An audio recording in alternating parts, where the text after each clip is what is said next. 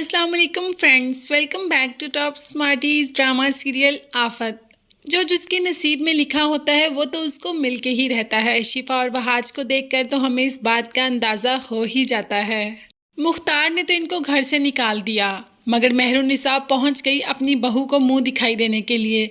मुंह दिखाई में बहुत ही भारी सोने के कंगन देती है अपनी बहू को और बहुत बलाएं लेती है। जब इस बात का पता महक को चलता है तो ऐसे कैसे हो सकता है कि महक किसी बात का बतंगड़ ना बनाए। तो महक ने इस बार भी ऐसे किया। बीजान और मुख्तार के सामने चीख चीख कर कहा कि यहाँ पर मेहरुन्निसा को मेरी बेटी की कोई फिक्र ही नहीं। मेरी बेटी के साथ इतना बड़ा हादसा हो गया और वो अपनी बहू की बलाएं ले रही है। मेहरुन्निसा भाभी ने तो कभी मेरी वरीशा से प्यार किया ही नहीं। वो तो इस बात से खुश होती हैं कि वहाज ने वरीशा को छोड़ दिया। अगर वो बेटी की माँ होती तो शायद उन्हें इस बात का अंदाज़ा होता। और यहाँ पर बीजान को बताती है कि वरीशा घर छोड़कर चली गई। मैंने उसको बहुत रोका मगर वो नहीं रुकी। अब तो मुख्तार भी जानना चाहता है कि आखिर वरीशा कहाँ गई। तो महक ने बता दिया कि मैं जानती हूँ कि वो कहाँ गई, आए मैं आपको उसके पास लेकर जाती हूँ। और वरीशा मैडम अपने बाप रज़ा की कब्र पर गई होती है।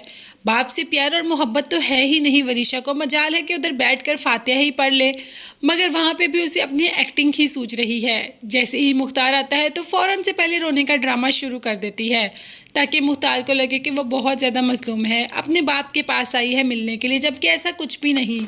मुख्तार जो ठहरा एक नरम दिल का वरीशा से माफ़ी मांगता है और कहता है कि मैं जानता हूँ मेरी वजह से तुम्हारे साथ बहुत गलत हुआ, मुझे माफ़ कर दो। और रज़ा से भी माफ़ी मांगता है कि मैंने तुम्हारी बेटी के साथ बहुत गलत होने दिया, रज़ा मुझे माफ़ कर दो, मैं तुम्हारी बेटी को दुनिया की हर आसाइश हर खुशी दूंगा।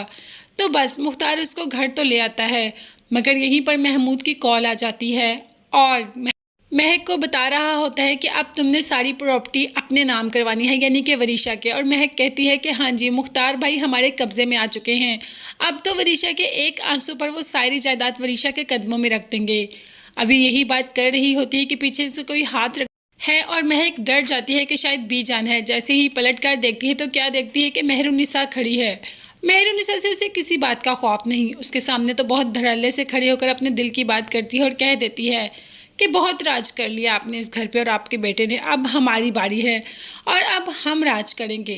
कह तो वैसे महक ठीक रही है कि वो राज कर कर ही रहेगी, क्योंकि मुख्तार ने अपने बेटे को ऑफिस से भी निकाल दिया और कहा कि जो तुमने मेरे साथ किया है ना, अब तुम्हारा इस ऑफिस में भी कोई हक नहीं बनता, तुम यहाँ से चले जाओ और मैं भी देखता हूँ कि तुम मुख्तार अहमद के नाम के बगैर क्या चीज़ हो, कौन तुम्हें काम देगा।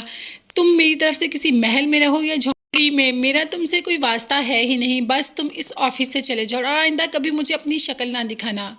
कहता रहा वहाज, आप नहीं जानती कि महक चची और वरीशा आपके साथ गेम खेल रही है, मगर मजाल है कि मुख्तार अपने बेटे की बात मानता हो। इधर वरीशा का गुस्सा तो सर पर ही चढ़ता जा रहा है। जैसे ही निशा ने थोड़ी सी बात की कि वहाज ने तो सारी दुनिया से लड़कर शिफा को अपना लिया और वरीशा से तो कोई भी नहीं मोहब्बत करने वाला, तो वरीशा भी गुस्से में आ जाती है। निशा को धक्का देकर नीचे गिराती है और उसे पाँव से बहुत ज़्यादा मारती है, हाथों से मारती है, पाँव से उसका बुरा हाल कर देती है। इवन कि वहाँ पर सिक्योरिटी और टीचर्स आकर उनको बचाते हैं।